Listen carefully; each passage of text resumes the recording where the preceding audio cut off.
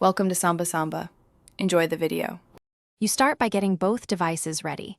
Enable Bluetooth on your watch and put it in pairing or discoverable mode because invisible devices cannot pair.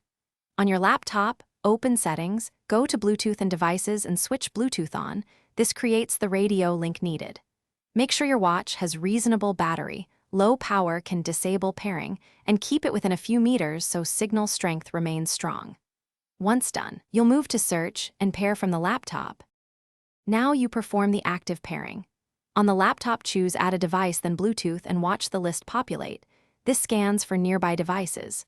When your watch appears, click its name. You may need to confirm a PIN, accept a pairing request, or verify a code shown on both screens, which prevents wrong device connections.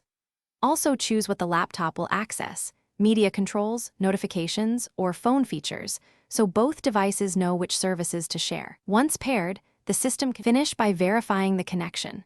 Open Bluetooth settings and confirm the watch shows as connected, then test notification delivery, audio routing, or data sync to ensure the expected features work.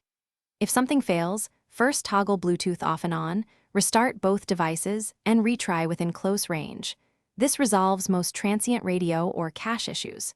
If problems persist, check for firmware updates on the watch and Bluetooth driver updates on the laptop, because mismatched software often blocks pairing or specific profile.